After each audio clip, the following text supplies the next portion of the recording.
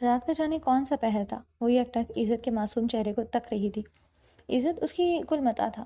اگر وہ سارے دکھ، سب تکلیفیں، ساری اذیتیں، سب کچھ ایک پلڑے میں رکھتی اور عزت کو پانے کی خوشی دوسرے پلڑے میں، تو یقیناً جھکاؤ عزت کی طرف ہوتا۔ زندگی کے سارے خسارے عزت سے ملتے ہی بے معنی ہو گئے۔ اس نے عزت کی پیشانی پر گرے بال سمیٹ کر اس کی پیشانی کو چوما۔ اللہ ہر ماں کی ممتا ٹھنڈی رکھے، کبھی کسی کی اولاد کی جدائی کا غم نہ سہنا پڑے۔ اس کے دل سے دعا نکلی تھی۔ اس کی لمبی گھنی پلکوں پر نگاہ گئی تو دھیان کسی اور کی طرف چل گیا۔ وہ بھی تو یہی ہے۔ وہ بہت آہستگی سے اٹھی، دوپٹہ اٹھا کر اپنے وجود کے گرد حصار کرنے کے بعد وہ ننگے پیر ہی باہر آ گئی، مگر باہر آ کر اسے شدید حیرانی کا سامنا کرنا پڑا۔ یہ اس وقت نماز ادا کر رہے ہیں؟ وہ 5 وقت کی نماز پڑھتا تھا لیکن نفلی عبادات کا پابند نہیں تھا۔ عزیز کو اس تبدیلی نے چونکا دیا۔ سلام پھیرنے کے بعد اس نے دعا کے لیے ہاتھ اٹھا لیے۔ گھڑی 3:30 کا وقت بتا رہی تھی۔ اس نے سر جھٹک کر اندر کی طرف قدم بڑھائے کہ ابھی وجود میں نقاہت اور کمزوری محسوس ہونے کے سبب زیادہ دیر کھڑے ہونا مشکل لگ رہا تھا۔ عزیز، وہ اندر جاتے ہی اس سے قبل بھاری آواز اس کی سمت سے ٹکرائی۔ وہ اپنی جگہ ساکت ہوئی۔ بہزاد نے کھڑے ہوتے ہوئے جائے نماز بھی اٹھا لی تھی۔ وہ متذبذب سے 2 قدم آگے بڑھائی۔ کیا بات ہے، نیند نہیں آ رہی؟ کہیں تکلیف ہو رہی ہے؟ وہ فکر مند تھا۔ ہاں، بے ساختہ لبوں نے جنبش کی تھی۔ اس نے تیزی سے لب بھینچنے کے ساتھ آنکھوں میں امڑ کر آتی نمی کو پیچھے دھکیلا۔ وہ سرت سے آگے بڑھایا۔ کیا سر میں درد ہے یا کہیں اور ہم ہاسپٹل چلتے ہیں؟ بہزاد کی تشویش نے اس کی پلکوں کو بھگو دیا۔ آنسوؤں پر قابو پانے کی ہر کوشش بے سود ثابت ہوئی۔ شاید اس طرح بکھرنا مجھے زیب نہیں دیتا۔ وہ لب کو چلنے لگی۔ نہیں، کچھ نہیں، کوئی تکلیف نہیں ہے۔ اس نے پل میں اسے پرایا کر دیا۔ وہ اس اجنبی لہجے پر ششدر رہ گیا۔ مگر تمہارا چہرہ تو کچھ اور کہہ رہا ہے۔ وہ متوش سی چہرے کو چھو کر پلٹنے لگی۔ بہزاد نے بے ساختہ ہی ساری مصلحتوں کو بالائے طار رکھتے ہوئے اس کی ناراضگی کی پرواہ کیے بغیر ہی اس کا ہاتھ پکڑ کر اسے اپنے مقابل کیا۔ کیوں جبر کر رہی ہو؟ ان آنسوؤں پر پہرے مت بٹھاؤ، حق ہے میرا ان پر۔ وہ اس کی طرف دیکھنے سے گریزاں تھی۔ مجھے کمزور نہیں پڑنا، میں دوبارہ یہ سارے عذاب نہیں سہنا چاہتی، وہ بھرائی ہوئی آواز میں بولی۔ تم یقین کرو میرا، پھر زندگی میں کبھی کوئی آزمائش عذاب نہیں بنے گی، میں ایسا ہونے ہی نہیں دوں گا۔ عزیز نے نظر اٹھا کر اسے دیکھا۔ وہ تناور شجر جیسا شخص اسے چٹانوں جیسی مضبوطی لیے یقین دلا رہا تھا۔ آپ نے مجھے سنبھال کر نہیں رکھا بہزاد، آپ نے مجھے کیوں اتنی دیر سے ڈھونڈا؟ وہ دل میں ہی شکوہ کنا ہوئی۔ عزیز، میں نے تمہیں ہر سانس کے ساتھ مانگا ہے، بہت ڈھونڈا تمہیں، مگر شاید یہ جدائی ہمارے نصیب میں لکھی تھی۔ اس نے کچھ نہیں کہا، ہاتھ چھڑایا اور اندر چلی گئی۔ پیچھے وہ تھا جو اس کی سوچوں کو پڑھنے کا ہنر جانتا تھا، مگر اس وقت اسے تنہا چھوڑ دینا ہی مناسب تھا۔ اس کی آنکھ دیر سے کھلی تھی۔ وہ کچھ دیر متاثر سے لیٹی رہی کہ فجر قضا ہونے کا دکھ تھا۔ بہزاد سے بات کر کے آئی تو پیچھے ہی وہ خود پانی کا گلاس لیے آ گیا۔ پھر کوئی ٹیبلٹ نکال کر اسے تھمائی۔ شاباش، یہ کھاؤ اور آرام کرو، تمہارے لیے شب بیداری اور زیادہ سوچنا دونوں ہی مضر ہیں۔ عزیز خود سکون کی طلبگار تھی، بلا چوں چرا اس نے ٹیبلٹ کھا لی اور کچھ ہی دیر میں وہ سو گئی تھی۔ اب دن چڑھے، اس کی آنکھ کھلی۔ عزت اس کے پاس نہیں تھا۔ وہ بال سمیٹتی ہوئی اٹھ بیٹھی، دوپٹہ اوڑھتی ہوئی باہر آئی تو گھر میں اس کے علاوہ کوئی نہیں تھا، البتہ کچن میں اس کے لیے ناشتہ رکھا تھا۔ ہر چیز اپنی جگہ پر تھی۔ بہزاد کی نفاست پسند طبیعت کی وہ قائل تھی، وہ صفائی کا خیال رکھتی، مگر ایسا خستہ حال فلیٹ بہزاد کے شایان نشان نہیں تھا۔ مگر اس نے بہزاد کو مجبور نہیں کیا تھا یہاں رہنے کے لیے۔ چکن سینڈوچ، بوائل انڈا اور عزیز کا پسندیدہ کیک بلا شبہ بہترین ناشتہ تھا۔ چائے تھرمس میں تھی۔ اس نے تنہا ہی ناشتہ کیا، مگر آج کافی ٹھیک طریقے سے کھایا تھا۔ وہ ناشتے سے فارغ ہوئی تھی، وہ دونوں آ گئے تھے۔ السلام علیکم، اس نے اندر آتے ہی حسب عادت سلامتی بھیجی۔ وعلیکم السلام۔ وہ اٹھ کر برتن رکھنے لگی۔ تم سو رہی تھی تو ہم باپ بیٹے شاپنگ پر چلے گئے۔ وہ واپس آئی تو عزت اسے اپنے کھلونے دکھانے لگا۔ اس نے کوئی تاثر نہیں دیا، وہ صوفے پر نیم دراز اپنے موبائل میں مصروف تھا۔ یہ کچھ گفٹس ہیں جو تمہاری سہیلی کی فیملی کے لیے ہیں، جانے سے پہلے تم انہیں دے دینا۔ اس نے کچھ گفٹس پیک کے طرف اشارہ کرتے ہوئے کہا جو وہ دیکھ چکی تھی۔ میں کہاں جا رہی ہوں؟ اس نے حیران ہو کر استفسار کیا۔ اس تجاہل عارفانہ پر بہزاد نے اسے سیدھے بیٹھتے ہوئے بغور دیکھا۔ تمہیں کیا لگتا ہے کب تک ہم یہاں رہیں گے؟ اپنے گھر نہیں چلنا؟ وہ بہت نرمی سے مستفسر ہوا تھا۔ اس نے بے یقینی سے بہزاد کو دیکھا۔ میں کہہ چکی ہوں یہی میرا گھر ہے، مجھے نہیں جانا اس گھر میں۔ اس کے لہجے میں تلخی تھی۔ ہاتھ میں موجود ریموٹ کنٹرول گاڑی اس نے عزت کے سامنے رکھی اور کمرے میں چلی گئی۔ بہزاد چند لمحوں کی تاخیر کے بعد آیا اور اسے دیکھ کر رونقی ہو گئی۔ میں اس موضوع پر کوئی بات نہیں کرنا چاہتی، مجھے آپ کے ساتھ نہیں رہنا تو پھر کہیں جانے کا سوال ہی پیدا نہیں ہوتا، وہ قطعیت سے بولی۔ بہزاد کو اس کا رویہ تکلیف دے رہا تھا۔ عزیز، تم ہمارے رشتے کی نفی نہیں کر سکتی، وہ گھر میرا گھر ہے، ہمارا گھر ہے، عزت کا گھر ہے، وہ ہمارے حوالوں سے آباد ہے۔ میری بہنوں کا میکا ہے، میں تمہیں اپنے اپارٹمنٹ میں بھی لے جا سکتا ہوں، مگر میں تمہیں تمہارے شایان شان مقام اور مرتبے پر دیکھنا چاہتا ہوں۔ وہ برا فروختہ ہو گئی۔ مجھے نہیں جانا وہاں جہاں وہ ناکر ناکر شناس عورت رہتی ہے۔ وہ عورت آپ کی ماں ہے، آپ جانتے ہیں؟ اس نے مجھے وہاں اس چینجنگ روم میں زبردستی بھیجا تھا، مجھ سے میرا موبائل چھینا تھا، مجھے رائنا اور اس درندے ضیا کے حوالے کیا تھا۔ اس عورت کی شکل بھی نہیں دیکھنا چاہتی میں، نہ ہی مجھے اس کے بیٹے کے ساتھ رہنا ہے۔ خود پر ظلم و ستم سہ لیا تھا میں نے، مگر جو ظلم میری اولاد پر ہوا وہ مجھے کبھی نہیں بھولے گا۔ جس کرب سے میں گزری وہ میرے بچوں نے بھی سہا۔ تبھی میری بیٹی اس دنیا میں نہیں رہی۔ عزت کو اللہ نے میری ممتا کی ٹھنڈک بنا دیا، مگر میں وہاں جا کر اپنے بچے کو کسی نقصان سے دوچار نہیں کرنا چاہتی۔ وہ بولنے پر آئی تو بولتی چلی گئی۔ وہ بھولی نہیں تھی کہ رائنا کی دھمکی اور اس کے مذموم عزائم، اور اگر وہ عورت وہاں ہوتے ہوئے بھی نہ ہونے کے برابر ہو۔ بہزاد کا سوال اسے اچنبھے میں ڈال گیا۔ اس نے ناسمجھی سے اسے دیکھا۔ تم وہاں چل کر دیکھ لینا وہ کس حال میں ہے۔ بہزاد کے لہجے میں کچھ تو تھا جو وہ اسے دیکھتی رہ گئی، مگر یہ چند ساعت کی بات تھی۔ میں اس عورت کے سائے سے بھی دور رہنا چاہتی ہوں۔ میں نے کبھی کسی سے نفرت نہیں کی، مگر میں اس سب سے نفرت کرتی ہوں جن لوگوں نے میری نسوانیت کے وقار کو پامال کرنا چاہا۔ مجھے ہی نہیں، میری اولاد کو بھی اپنی نفرت اور حسد کا نشانہ بنایا۔ اگر آپ سمجھتے ہیں کہ میں کوئی صابر اور شاکر عورت بن کر سب سہنے کے باوجود سب کو معاف کر کے اپنی عظمت کے جھنڈے گاڑ دوں گی تو یہ غلط فہمی ہے آپ کی۔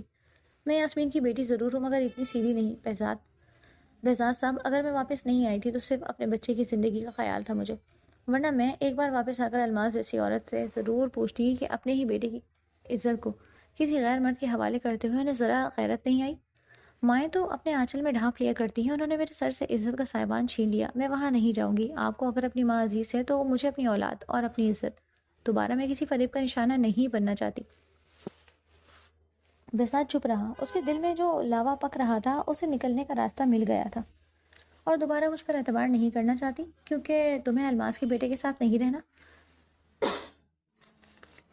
عزیز اس کے لہجے کی تھکن اپنے وجود میں اترتے محسوس کر سکتی تھی۔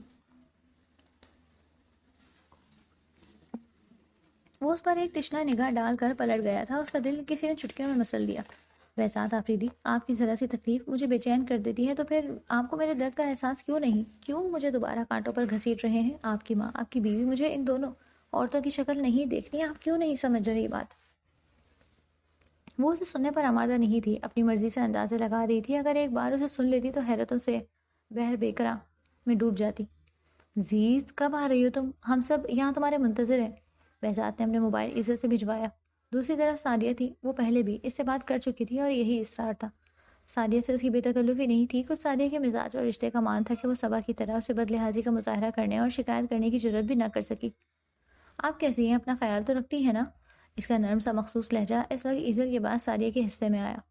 ہاں میں بھی رکھتی ہوں، اور باقی سب بھی، مگر لڑکیاں عموماً پہلے بچے کی پیدائش پر میکے آتی ہیں۔ میرے میکے کا دروازہ تمہارے دم سے کھلا رہے گا، تم آؤ گی تو میں مان سے میکے آؤں گی۔ عزیز کو اس کی باتیں پھر اس گھبراہٹ میں مبتلا کر رہی تھی۔ اس گھر میں جانے کے خیال سے اس کے ہاتھ پاؤں سرد ہو جاتے تھے۔ وہ الماس کے خوف سے وہاں نہیں جانا چاہتی تھی۔ آپ ہی میں وہاں نہیں آ سکتی، اس نے گھٹی ہوئی آواز میں کہا۔ عزیز ایک بار آ جاؤ، ہم سب تمہیں کبھی کوئی تکلیف نہیں ہونے دیں گے۔ میرا بھائی قصوروار نہیں ہے، ہم سب قصوروار ہیں۔ انہوں نے تمہیں ہماری ذمہ داری بنا کر ہمارے پاس چھوڑا اور ہم تمہارا خیال نہیں رکھ سکے۔ اس کی سزا بھائی کو مت دو، رائنا کے گناہوں کا حساب میرے بھائی سے مت لو۔ اور وہ مضطرب سی لب کچلتی رہی۔ اگر یہ کہہ دیتی کہ میں کوئی حساب نہیں لے رہی، کوئی سزا نہیں دے رہی، بلکہ میں ڈری ہوئی ہوں، تو پھر تو سارے حساب بے باک ہو جاتے۔ بے شک وہ قصوروار نہیں تھا، مگر انسان اس پر غصے کا اظہار کرتا ہے، اس سے ہی شکایت کرتا ہے جس پر حق رکھتا ہو۔ مان ہو کہ وہ برداشت کر لے گا، اور بہزاد نے اسے یہ حق خود دیا تھا۔ اب اگر وہ اپنی ناراضی کا نشانہ اسے بنا رہی تھی تو حق بجانب تھی۔ وہ سنتی رہی تھی یہاں تک کہ سعدیہ خاموش ہو گئی۔ اپنا خیال رکھنا، خدا حافظ۔ سعدیہ نے کچھ توقف کے بعد رابطہ منقطع کر دیا۔ عزت جا چکا تھا، وہ موبائل لے کر باہر آ گئی۔ عزت باپ کی گود میں بیٹھا تھا، پتہ نہیں کون سے قصے کہانیاں اسے سنا رہا تھا۔ اس نے موبائل بہزاد کی طرف بڑھایا، اس نے تھام لیا۔ وہ پلٹ کر جانے لگی تھی، پھر کچھ سوچ کر رک گئی۔ میں اس گھر میں کبھی نہیں جاؤں گی، بہتر ہوگا آپ اپنی بہنوں کو یہ بات خود سمجھا دیں۔ میرا بار بار انکار کرنا بدتمیزی اور بدلحاظی کے زمرے میں آئے گا۔ میرا اس طرح بدلحاظی کرنا نہ انہیں اچھا لگے گا اور نہ ہی مجھے۔ وہ خاموشی سے اس کی طرف دیکھتا رہا۔ میں کچھ کہہ رہی ہوں، کر دیں گے منع؟ وہ اس کو دیکھنے سے بھی خائف تھی۔ ٹھیک ہے، کر دوں گا منع، اور کوئی حکم؟ اس نے سنجیدگی سے استفسار کیا۔ وہ اس کے سرد سے انداز پر سلگ اٹھی۔ پتہ نہیں کیا چاہتا ہے یہ شخص، کمرے میں آ کر بڑبڑائی تھی۔ اندر کہیں برف پگھلنے لگی تھی، اس کی موجودگی ایک تحفظ کا احساس دے رہی تھی۔ اس کا ہونا صاحبان جیسا تھا، اس کا مل جانا کل جہان جیسا۔ اس کا اس طرح اپنی ذات کی نفی کر کے منانا کسی احسان جیسا تھا۔ وہ اب یہ سمجھ چکی تھی کہ ضیا نے وہ سب اسے فقط بہزاد سے دور کرنے اور اپنے مقصد بلکہ گھٹیا ارادوں کی تکمیل کے لیے سنایا تھا۔ اس میں کوئی سچائی نہیں تھی، اور جب یہ بات مان لی تھی تو اس کی محبت اپنا آپ منوانے لگی تھی، اور یہی بات وہ ماننا نہیں چاہتی تھی۔ اگر مان جاتی تو اور بھی بہت سی باتیں ماننی پڑتی۔ محبت مجبور کر دیتی ہے، منوا لیتی ہے، ناممکن کو ممکن بنا دیتی ہے، اور وہ اس ایک محبت کے لیے پھر کسی فریب کا شکار نہیں ہونا چاہتی۔ آج صبح سے ہی موسم ابر آلود تھا۔ بہزاد تو اس غیر آرام دہ صوفے پر بھی گہری نیند سو رہا تھا۔ اسے حیرت ہو رہی تھی وہ کیسے سارے کام کاج چھوڑ کر اس کے گھر کی دہلیز پکڑ کر بیٹھ گیا۔ اس کی مصروفیات اس بات کی اجازت نہیں دیتی تھی، مگر جب وہ خود ہی اپنے کام کی فکر چھوڑ کر بیٹھا تھا تو وہ کیوں فکر کرتی؟ اس نے نظر اس بے خبر پر سے ہٹا کر توجہ موبائل کی سمت مرکوز کر لی۔ مما گڈ مارننگ۔ عزت کی آواز پر موبائل ہاتھ سے چھوٹتا اس نے سرت سے خود کو سنبھالا۔ اس کا ذہین فتین بیٹا اس وقت نیند سے جاگا تھا۔ اس نے جھک کر اس کے گال کو چوما۔ چلو آپ فریش ہو جاؤ۔ اس نے عزت کو لیا اور واش روم کی طرف لے آئی۔ آپ منہ ہاتھ دھو کر کچن میں آ جاؤ، میں اپنے بیٹے کی پسند کا ناشتہ بناتی ہوں، عزت کو تاکید کرتے وہ کچن میں آ گئی۔ عزت بھی چند منٹ بعد آ گیا۔ اسے ناشتہ کرانے کے بعد وہ وہیں کچن میں چائے کا کپ لے کر بیٹھ گئی۔ مما میں بابا کو جگا دوں، وہ اتنی دیر تک تو نہیں سوتے۔ وہ عزت کو منع کرتے کرتے رک گئی۔ وہ بھی ماں کی خاموشی کو اجازت سمجھ کر کچن سے نکل گیا۔ کچھ ہی دیر گزری تھی کہ وہ کچن کے دروازے پر آ موجود ہوا۔ ماشاء اللہ، آج کچن آباد ہے، ناشتہ مل سکتا ہے۔ وہ سنجیدہ تھا مگر خوب روشن آنکھوں میں جانی پہچانی سی چمک تھی، وہی طلسمی سی چمک جو ہر دل کو اپنا معمول بنا لیتی۔ باہر ہوٹل کھلے پڑے ہیں، لے آئیں۔ اس نے چائے کے کپ کی چسکی لے کر بے نیازی سے کہا۔ جب گھر والی موجود ہے تو باہر سے ناشتہ کھانا کیوں لاؤں؟ اب شاباش اٹھو اور ناشتہ بناؤ۔ وہ اپنے لمبے کر کے سبب کچن کے دروازے کی چوکھٹ سے قدرے سر جھکا کر کچن کے اندر آیا تھا، اور اس نے نظر ہٹا لی۔ اس کے ہونے سے یہ چھوٹا سا فلیٹ کتنا بڑا بھرا بھرا لگ رہا تھا، اور اس کی خوشبو سے ہر طرف کیسے بہاروں کے قافلے اتر آئے تھے۔ وہ شخص تنہا اپنی ذات میں پورا جہان تھا، اور اب جب ہاتھ بڑھا کر اس کے ہاتھ سے کپ لیا تو وہ اپنے دل کو یکبارگی دھڑکنے سے روک بھی نہ سکی۔ چہرے پر جسم کا سارا خون سمٹ آیا۔ اس جسارت کی کوئی سزا ہو تو بسد شوق دے دینا، مگر کیا کروں؟ بہت عرصہ ہوا زندگی سے چاشنی کو رخصت ہوئے، اب میں اس حلاوت کو محسوس کرنا چاہتا ہوں۔ وہ اپنی دھڑکنوں کے بے اعتدالی پر انگلیاں مروڑتی رہ گئی۔ اس نے چائے کا سپ لے کر آنکھیں بند کی دیں، جس سے ذائقے کو روح کے اندر اترتا محسوس کر رہا ہو۔ کچھ ذائقے وجود سے مشروط ہوتے ہیں، جیسے اس عام سے مشروب کو تمہارے وجود نے خاص بنا دیا۔ آب حیات، ترکیاگ یا امرت میرے لیے اس سے زیادہ خوش ذائقہ اور زندگی بخش کچھ بھی نہیں۔ وہ صفار چہرہ لیے دل کو کبھی تھپک رہی تھی، کبھی ڈپٹ رہی تھی، بلا وجہ ہی آپے سے باہر ہو رہا تھا۔ ایسی سرکشی وہ کہاں برداشت کر سکتی تھی؟ اب وہ سر پر کھڑا تھا تو اسے چاروں ناچار اٹھنا ہی پڑا۔ آپ باہر جائیں، میں بنا رہی ہوں ناشتہ۔ بظاہر وہ بے نیاز تھا، مگر وہ اندر تک اتر جانے والی نگاہیں عزیز نے تنگ آ کر رخ موڑ لیا۔ میری موجودگی میں بھی بنا سکتی ہو ناشتہ؟ ایٹم بم نہیں ہے جسے بنانے کے لیے تنہائی یا رازداری لازم ہو۔ اس نے تنک کر بہزاد کو دیکھا۔ اوکے یار، جا رہا ہوں، ڈراؤ تو مت۔ اب یہ کیسا جملہ تھا؟ میں کیوں ڈراؤں گی؟ صرف یہ کہہ رہی ہوں کہ باہر چلے جائیں، کچن چھوٹا سا ہے۔ اس نے قدرے برا مان کر وضاحت دی۔ پتہ نہیں، مگر اس سفید لباس میں تم کوئی بدروح ہی لگتی ہو، ڈر تو لگے گا۔ وہ اپنی مسکراہٹ چھپانے کی کوشش نہیں کر رہا تھا۔ عزیز کے لیے دل سنبھالنا مشکل ہو گیا، مگر بدروح والا خطاب ناقابل برداشت تھا۔ کیا میں نے پوچھا ہے آپ سے کہ میں کیسی لگتی ہوں؟ وہ بگڑ کر مستفسر ہوئی۔ نہیں، کیونکہ تمہیں ضرورت نہیں ہے، تم جانتی ہو کہ تم مجھے پاگل پن کی حد تک اچھی لگتی ہو۔ ایک دنیا جانتی ہے کہ بہزاد آفریدی کو نوائے عزیز کتنی اچھی لگتی ہے۔ وہ دور کھڑا تھا مگر اس کا لہجہ دل کے تار چھیڑ رہا تھا۔ اس کی نگاہ روح کے بھید جانتی تھی۔ اس کی آواز سماعت میں پھول کھلانے لگی۔ عزیز، تم کیا سمجھتی رہی؟ تم تابوت میں رکھے ہوئے کوئی بے جان لاش ہو؟ نہیں، تم جیتی جاگتی انسان ہو۔ وہ یہی تو باور کرا رہا ہے تمہیں۔ اس کے اندر کوئی سرگوشی ابھری تھی۔ وہ رخ موڑ گئی۔ وہ بھی عزت کو آواز دیتا ہوا کچن سے باہر چلا گیا، مگر اب بھی کوئی اس کے سماعت میں گنگنا رہا تھا۔ تم مجھے پاگل پن کی حد تک اچھی لگتی ہو؟ کیا یہ واحد جملہ کسی نازک دل کو پاگل کرنے کے لیے کافی نہیں ہے؟ اس نے خود سے سوال کیا تھا، اور جواب وہی تھا جو کوئی بھی عزی فہم سوچ سکتا تھا، یعنی ہاں۔ ایسا کب تک چلے گا؟ وہی سوال تھا، بس سوال کرنے والی میڈم تارا۔ اگر تم جاب پر نہیں آنا چاہتی تو بتا دو، تاکہ ہم کسی نئے امپلائی کو ہائر کر لیں۔ اتنی چھٹیاں، 3 ہفتے ہو گئے ہیں تمہیں گھر بیٹھے۔ 3 ہفتے نہیں، 19 دن۔ اس نے کہا نہیں، مگر وہ حساب میں طاق تھی، انگلیوں پر نہیں دھڑکنوں پر گن رہی تھی۔ اندل پروفیشنل بننے کے لیے بہت سی ذاتی مصروفیات کو چھوڑنا پڑتا ہے، اس طرح گھر بیٹھ کر کام نہیں ہوتا۔ وہ الجھ رہی تھی، کیسے اتنی بہترین ملازمت چھوڑ دیتی۔ مما چلے نا میرے ساتھ گیم کھیلیں۔ عزت نے آ کر اس کا ہاتھ پکڑا تھا۔ باپ کہیں باہر گیا ہوا تھا اور وہ ماں کے پلو سے بندھا ہوا تھا۔ میڈم میں ریزگنیشن لیٹر میل کر دوں گی۔ فیصلہ تو ہو گیا تھا، اس نے کال منقطع کر دی۔ عزت اس کا منتظر تھا۔ اس نے عزت کو گود میں بٹھا کر اسے پیشانی چومی۔ مما آپ دن میں مجھے پتا ہے کتنی بار پیار کرتی ہیں؟ عزت نے سر اٹھا کر بڑی بڑی آنکھیں کھولتے ہوئے اس سے پوچھا۔ کتنی بار؟ اس نے عزت کی گھنی پلکوں کو چوما۔ جتنی بار بابا آپ کو یاد کرتے ہیں۔ جواب توقع کے برخلاف تھا۔ وہ جھیپ کر رہ گئی، جسے دل کی چوری پکڑی گئی ہو۔ یہ کس نے کہہ دیا تمہیں؟ اس نے سنجیدگی سے پوچھا تاکہ اسے سمجھا سکے ایسی باتیں دھڑلے سے کرنے کی نہیں ہوتی۔ جب آپ نہیں ملتی تھی اور بابا آپ کو یاد کرتے تھے تو وہ یہی کہتے تھے، جتنی بار تمہاری مما یاد آتی ہیں اتنی بار تمہیں پیار کرتا ہوں۔ میری آنکھیں آپ جیسی ہیں نا بابا، اس لیے میری آنکھوں کو چومتے ہیں۔ اور آپ کیوں چومتی ہیں؟ اب وہ پھر مشکل سوال کر رہا تھا، یعنی اسے ہر بات کی وجہ، ہر عمل کی وضاحت درکار تھی۔ کیونکہ میرے بیٹے کی آنکھیں اتنی پیاری، اتنی گھنی دراز اور خمدار پلکیں والی ہیں۔ اتنی پیاری پلکیں تو میری بھی نہیں۔ اس نے جھوٹ نہیں بولا۔ عزت کی دراز خمدار پلکیں بالکل اپنے بابا جیسی ہیں۔ آواز اس کے دل کے علاوہ کسی اور سمت سے بھی آئی تھی۔ اس نے سر اٹھا کر اس جانب دیکھنے سے اعتراض برتا۔ یقیناً وہ ماں بیٹے کا مکالمہ سن چکا تھا۔ دروازے کی ڈپلیکیٹ چابی اس نے بنوا لی تھی۔ اس دخل در معقولات پر وہ پہلو بدل گیا۔ ایسی تو کوئی بات نہیں، وہ خمت زدہ ہوئی۔ تو پھر کیا ویسی کوئی بات ہے؟ وہ شوخی شرارت کے اس نئے انداز پر زچ ہو گئی۔ وہ بے تکلفی سے اس کے نزدیک سنگل بیڈ پہ نیم دراز ہوا۔ ایسی نہ ویسی کوئی بات نہیں ہے۔ آپ یہاں کیوں آئے ہیں؟ وہ عزت کو گود سے اتار کر کھڑی ہو گئی۔ یہاں نہ ہوں تو کہاں جاؤں؟ جب بھی کسی سے اپنا پتہ ٹھکانہ پوچھا اس نے تمہارا ہی نام لیا۔ دنیا گھوم لی مگر کوئی جائے پناہ نہیں سوائے تمہاری آنکھوں کے۔ وہ جو عزت کی موجودگی کا احساس دلانے کے لیے اسے آنکھیں دکھا رہی تھی، بات آنکھوں تک پہنچنے پر پاؤں پٹکتی ہوئی جانے لگی۔ مسز، غصے سے پیٹ نہیں بھرے گا میرا، بھوک لگ رہی ہے، کچھ کھانے کے لیے لے آؤ۔ اس نے ہانک لگائی۔ اور میرے شیر نے مما کو تنگ تو نہیں کیا؟ اس کے گھر کے در و دیوار زندگی سے بھرپور مردانہ آواز کے عادی ہونے لگے تھے، یا پھر وہ اس آواز کے ساتھ اپنے زندہ ہونے کا یقین کرنے لگی تھی؟ کچھ بھی ہو مگر یہ آواز کانوں کو بھلی لگتی تھی۔ وہ عزت کو تنگ کر رہا تھا اور عزت کھلکھلاتے ہوئے مما مما کی گردان کرنے لگا۔ وہ کھانا لے کر آئی تو عزت بہزاد کے موبائل پر اپنی پھپھو سے باتیں کر رہا تھا، جبکہ وہ اس کا موبائل لیے بیٹھا بالکل سنجیدہ، اور وہ جانتی تھی وہ کیا دیکھ رہا ہے۔ اس کا چہرہ سرخ ہو گیا۔ آپ میرا موبائل نہیں لے سکتے۔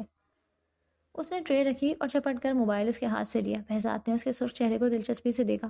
اوکے، تو میں تمہارا موبائل نہیں لے سکتا، لیکن تم میری ویڈیو بنا سکتی ہو، وہ بھی تب جب میں سو رہا تھا۔ Very interesting. اس نے دانتوں تلے نچلے لب کا کنارہ دبایا۔ میں نے نہیں، شاید عزت نے بنائی ہے، میں کیوں بناؤں گی؟ وہ صاف مکر گئی۔ مجھے کیا پتا کیوں بناؤ گی، ویسے بھی دسیوں وجوہات ہو سکتی ہیں۔ وہ کھانے کی ٹرے اپنی سمت کھینچ چکا تھا۔ بائی دا وے، ایک یا 10 ویڈیوز بنا سکتی ہو تم، آفٹر آل میں تمہارا شوہر ہوں۔ ایسی کئی ویڈیوز اور پکس میرے موبائل کی گیلری میں موجود ہیں جو میں نے تمہاری بے خبری میں ان 19 دنوں میں بنائی ہیں۔ تم نے بھی میرے موبائل میں دیکھی ہوں گی، میں تو شرمندہ نہیں ہوں۔ وہ جل ہی تو گئی تھی، کتنے سکون سے کہہ رہا تھا وہ، میں شرمندہ نہیں ہوں۔ اس کے موبائل میں وہ اپنی انگنت نئی پرانی تصاویر اور ویڈیوز دیکھ چکی تھی، عزت کے ساتھ کھیلتے کھاتے پیتے، گھر میں چلتے پھرتے، حتیٰ کہ اسپتال کے بستر پر بھی اس کی بے تحاشا تصویریں لی گئی تھیں۔ موبائل عزت اٹھا لاتا اور وہ ویڈیوز تصویریں عزت نہیں اسے دکھائیں، مگر عزیز نے اس سے کوئی باس پرس نہیں کی، جبکہ اس نے ایک آدھے منٹ کی بے ضرر سی ویڈیو دیکھ کر اسے شرمندہ کرنے میں کسر نہیں چھوڑی۔ آپ کیوں ہوں گی شرمندہ؟ مجھے شرمندہ کر رہے ہیں؟ آپ کو تو بے باکی کی کوئی اسپیشل ڈگری ملی ہے۔ وہ برا مان گئی، جبکہ وہ ہنسنے لگا۔ پھر وہی بات جس کی سنجیدہ صورت کسی کو بھی دیوانہ بنا سکتی تھی، جب ہنستا تو پھر دیوانہ کے پاس اپنا کچھ نہیں بچتا تھا۔ اس کی آواز کا جادو اس کی شخصیت کی کشش تھی، جو وہ لوگوں کے دلوں پر راج کرتا تھا۔ زیس نے خود سے ناراض ہو کر خود کو ہی گھر کا۔ تم نہیں کھاؤ گی کھانا؟ وہ اسے گھور کر رہ گئی۔ خود کھانا شروع کرنے کے بعد اس سے پوچھا تھا، عزت آؤ کھانا کھا لو۔ زیس نے دشمنی جان سے الجھنا ترک کر کے ہاتھوں سے نکلتے دل سے سر کھپاتے ہوئے بیٹے کی طرف توجہ دی تھی، مگر ویڈیو کال ملی دیکھ کر دنگ رہ گئی۔ صبا خاموشی سے سب ملاحظہ کر رہی تھی۔ زیس نے گھور کر عزت کو دیکھا۔ صبا کی ہنسی چھوٹ گئی۔ بہزاد بھی متوجہ ہو گیا۔ سوری، میں نے عزت سے پوچھا تھا مما بابا کیسے رہتے ہیں، اس نے مجھے لائف لڑائی دکھا دی۔ ویسے اچھا لگ رہا تھا اس طرح زیس کا آپ کو ڈانٹنا۔ صبا کے لہجے میں شرارت تھی۔ زیس کی آنکھیں لبالب پانیوں سے بھر گئی۔ ایک طرف خود سے برسر پیکار تھی، دوسری جانب وہ تھا جو اس کے خیال میں اپنے سارے ہنر اس پر آزما کر اسے ٹوٹتے بکھرتے دیکھنا چاہتا، اور اب جیسے وہ سرعام منکشف ہو گئی تھی، اپنی بے بسی پر شدت سے رونا آیا۔ آپ سب مجھے بے بس دیکھنا چاہتے ہیں، ہارا وہ دیکھ کر خوش ہوتے ہیں، وہ کہہ کر رکی نہیں تھی۔ صبا بیچاری حق دک رہ گئی، ایسا تو اس نے کچھ بھی نہیں کہا تھا جو وہ ناراض ہو گئی تھی۔ بہزاد نے کھانے سے ہاتھ کھینچ لیا، شدید بھوک اچانک ہی ختم ہو گئی، حالانکہ اسے تنگ کرنے کے چکر میں بمشکل دھونے والی ہی حلق سے اتارے تھے۔ بھائی آئی ایم سوری، مجھے اس طرح آپ لوگوں کی باتوں میں دخل نہیں دینا چاہیے تھا، مگر عزت موجود تھا تو مجھے لگا کہ کوئی ایسی پرسنل میٹنگ تو نہیں ہوگی آپ کی، اس لیے عزت کو منع نہیں کیا۔ صاحبہ اس کے رد عمل سے شرمندہ ہو گئی۔ کوئی بات نہیں، بس نیکسٹ ٹائم خیال رکھنا۔ تمہاری بھابھی صاحبہ حد درجہ زود رنج اور نازک مزاج ہو گئی ہیں، لگتا ہے زندگی اسی طرح گزر جائے گی، وہ بچوں کی طرح روٹھے گی اور میں مناتا رہوں گا۔ صاحبہ مسکرا دی۔ بھائی آپ سے اتنی چھوٹی بھی تو ہے، اور روٹنا اس کا حق ہے۔ صبا طرفدار بن گئی۔ ہاں اب میں اس چھوٹی بچی کو دیکھتا ہوں، جا کر تم اپنے بھتیجے سے بات کر لو، وہ اس کے لیے فکر مند ہو رہا تھا۔ کیوں نہیں، یہ مجھے اپنی کیٹ کی کہانی سنا رہا تھا۔ صبا جانتی تھی وہاں جا کر عزت کی کوئی مصروفیات نہیں رہی، وہ اسکول جانا پسند کرتا تھا اور اب اسکول نہ جا کر سخت بور ہو رہا تھا، مگر یہ بات اس کی مما نہیں سمجھ رہی تھی۔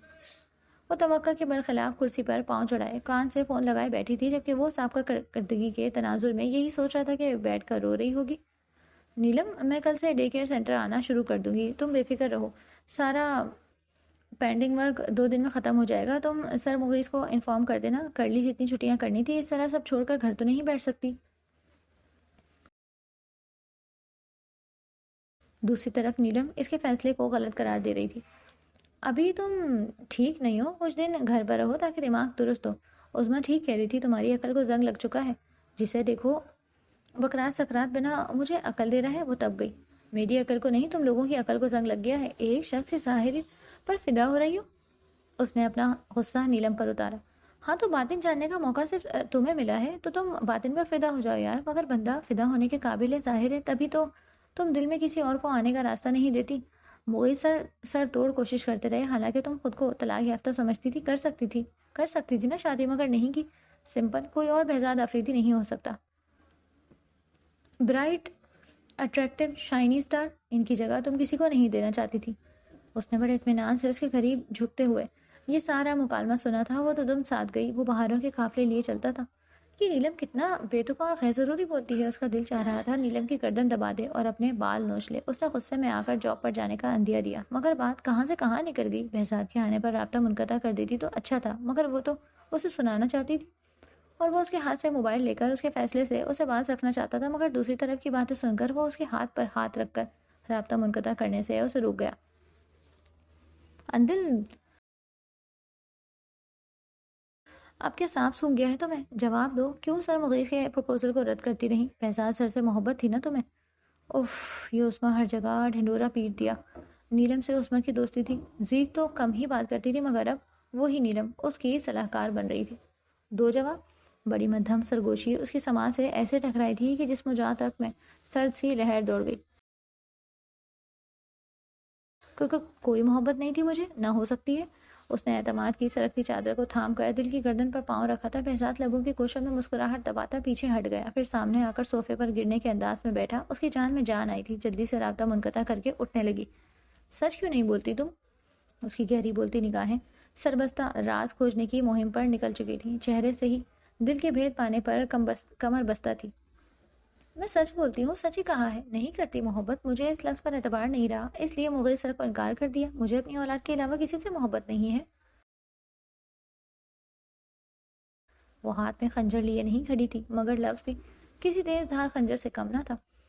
کیا میں نے تمہارا اعتبار توڑا تھا، یا یہ جدائی میری کسی لغزش کا نتیجہ تھی؟ میں نے تم سے محبت کرنے میں کوئی کمی کی تھی؟ اعتبار، وفا، عزت، محبت سمیت اپنا آپ کیا تمہارے سپرد نہیں کیا تھا میں نے؟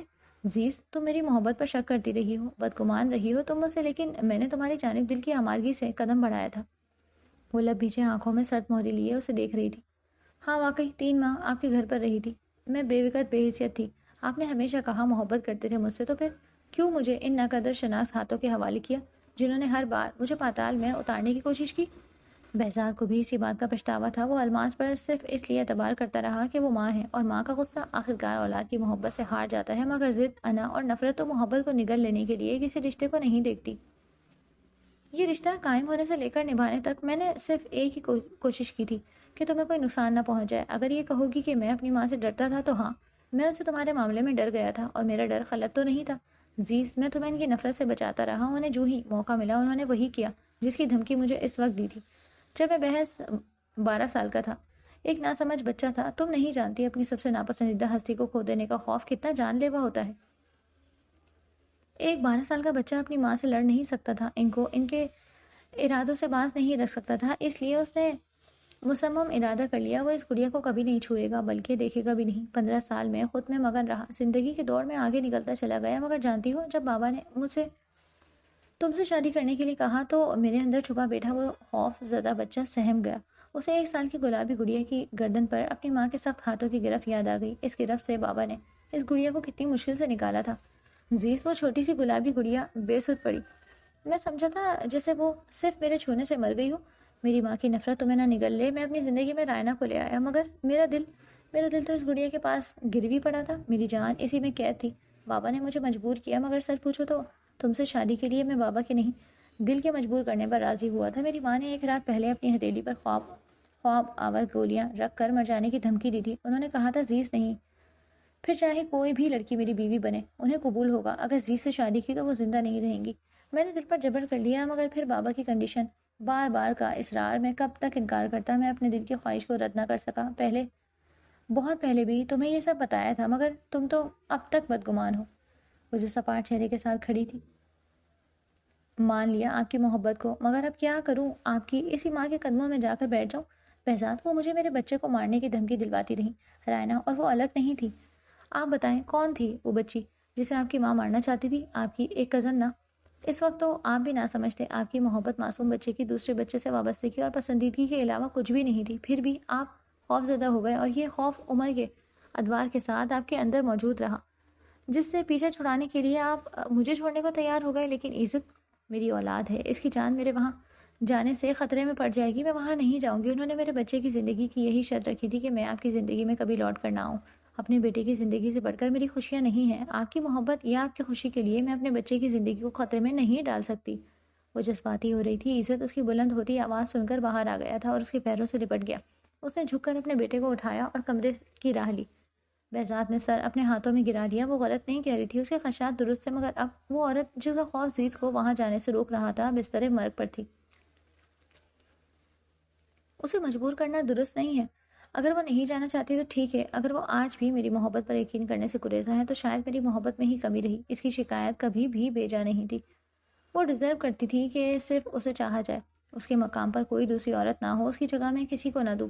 اس کا حق ہے وہ مجھ سے شکایت کرے، کیونکہ جسے دل جان کی ملکیت و اختیار سونپ دیا جائے، ضد، نخرہ اور روٹنا اسی محبوب ہستی کا وتیرہ بن جاتا ہے۔ جب اس کی محبت کا جادو سر چڑھ کر بولتا ہے تو اس کی ساری باتیں درست ہی لگی۔ بہزاد آفریدی، وہ تمہیں اختلاف کا اختیار بھی نہیں دیتی۔ بہزاد کا موبائل بجنے لگا تھا۔ عزت کمرے میں ہی موبائل چھوڑ آیا تھا۔ بہزاد اندر آیا تو وہ عزت کی کلیئرنگ باکس کھولے بیٹھی تھی۔ ادھر ادھر کلر بکھرے ہوئے تھے۔ وہ خود کو بہلا رہی تھی یا عزت کو اندازہ لگانا مشکل تھا۔ مدثر کی کال تھی۔ وہ موبائل لے کر جانے لگا۔ کیا ہم ابھی باہر جا سکتے ہیں؟ میرا بیٹا بور ہو رہا ہے، ڈنر بھی باہر کر لیں گے۔ بہزاد کو اپنی سماعت پر شبہ ہوا۔ وہ جو ابھی انتہائی جذباتی انداز میں اسے مخاطب تھی اب بالکل نارمل نظر آ رہی تھی۔ گلابی چہرہ اب قدرے دمکتا ہوا لگ رہا تھا۔ یہ فرمائش عزت بھی کر سکتا تھا، مگر وہ کہہ رہی تھی اب ایسے کیا گھر رہے ہیں، نہیں لے کر جانا کیا؟ بڑی بڑی آنکھیں پوری کھول کر برہمی سے پوچھا تھا۔ وہ بے ساختہ ہنس دیا۔ آپ کے حکم سے سرتابی کی مجال ہے میری؟ قسم سے یار مجھے یقین نہیں آتا یہ میں ہوں، اکھڑ ضدی روٹ بہزاد آفریدی، اور تم مجھے زن مرید بنانے پر کمر بستہ ہو۔ بہزاد کے خیالات سن کر اسے شدید صدمہ پہنچا۔ زندگی میں پہلی بار باہر لے جانے کی فرمائش کی ہے، آپ الزام دے رہے ہیں کہ میں آپ کو زن مرید بنا رہی ہوں؟ بہزاد، خدا کو مانے آپ۔ اس نے بجتے ہوئے موبائل کو نظر انداز کر کے عزیز کی پوری کھلی کانچ آنکھوں میں دیکھا۔ ظاہر ہے جب میں کسی کام کاج کا نہیں رہوں گا تو یہ الزام تم ہی کو دوں گا۔ مدثر کال کر رہا ہے، وہاں میری وجہ سے کام رکے ہوئے ہیں اور میری بیوی مجھے اپنی بڑی بڑی آنکھوں میں قید رکھنے پر مصر ہے۔ عزیز اس الزام پر انگشت بدندہ رہ گئی۔ میں نے کب قید کیا؟ آپ آزاد ہیں، جہاں مرضی جائیں، وہ تنک کر بولی۔ یار تم پہلے تو صرف روتی تھی، شکایتیں کرتی تھی، آپ بڑی معصومیت سے مکر بھی جاتی ہو۔ ذرا غور سے دیکھو خود کو، ایسی کیسے آزاد ہو کر بندہ جائے بھی تو کہاں؟ موبائل بج کر بند ہوا اور پھر بجنے لگا۔ بہزاد اپنی کہہ کر موبائل کان سے لگاتا کمرے سے نکل گیا۔ وہ دانت کچکچا کر رہ گئی۔ آپ خوش ہو؟ تمہارے بابا بھی خوش ہو گئے ہوں گے۔ عزت جو ٹکر دونوں کو بحث کرتے دیکھ رہا تھا منہ بسور کر رہ گیا۔ بابا تو آپ سے مل کر خوش ہی رہتے ہیں، مگر آپ مجھ سے اور بابا سے مل کر خوش نہیں ہیں۔ کبھی روتی ہیں اور کبھی بابا سے لڑتی ہیں۔ اس نے عزت کا موڈ بحال کرنے کے لیے باہر جانے کا پروگرام بنایا تھا، وہ اب بھی ناراض تھا۔ اچھا اب نہیں لڑوں گی، ویسے بھی تمہارے بابا لڑائی رہنے کہاں دیتے ہیں۔ وہ اٹھ کر عزت کے کپڑے نکالنے لگی۔ بہزاد روز ہی عزت اور عزیز کے لیے کچھ نہ کچھ شاپنگ کر لاتا۔ عزیز نے اس کی لائی ہوئی کوئی چیز بھی استعمال نہیں کی تھی، لیکن آج ایک سوٹ خود سے ہی نگاہیں چراتے بن پڑے شاپر سے کھینچ لیا۔ خود کے لیے نہ صحیح، بہزاد کے لیے بھی نہیں، مگر وہ عزت کے لیے خوش رہنا چاہتی تھی۔ اپنی الجھن اور ناراضی میں وہ بھول گئی تھی کہ عزت پر ان باتوں کا منفی اثر ہو رہا ہے۔ وہ عام بچوں سے زیادہ ذہین تھا اور منفی رویوں سے ذہین بچوں کا رجحان منفی باتوں کی طرف ہو جاتا۔ وہ بھی غصہ کرنے، چیخنے اور تلخ کلامی کرنے لگتے ہیں۔ ان کی ذہانت پر برا اثر پڑتا ہے۔ وہ بہزاد کے قریب تھا، دیکھ رہا تھا کہ باپ نرمی کا مظاہرہ کر رہا ہے، محبت کرتا ہے اس کی ماں سے، لیکن ماں مسلسل ناراض ہے، بلکہ بحث کرتی ہے، لڑتی ہے، اور ظاہر ہے ایسے حالات میں وہ ماں سے بدظن ہو سکتا تھا۔ بہزاد نے تو اس کی ماں کا کوئی اور ہی تصور پیش کیا تھا، نرم، خو ہم وقت مسکراتی رہنے والی، پرخلوص دھیمے مزاج کی لڑکی جو اس سے اور اس کے باپ سے بے تحاشا محبت کرتی تھی۔ ہر بچے کا حق ہے اسے محبت سے بھرپور ماحول میں پروان چڑھایا جائے، گھر امن اور باہمی ہم آہنگی کا گہوارہ ہو، اور ایسا ہی پرسکون ماحول عزت بھی چاہتا تھا۔ عزیز کو آج عزت کی وجہ سے زندگی کی طرف ایک قدم بڑھانا پڑا۔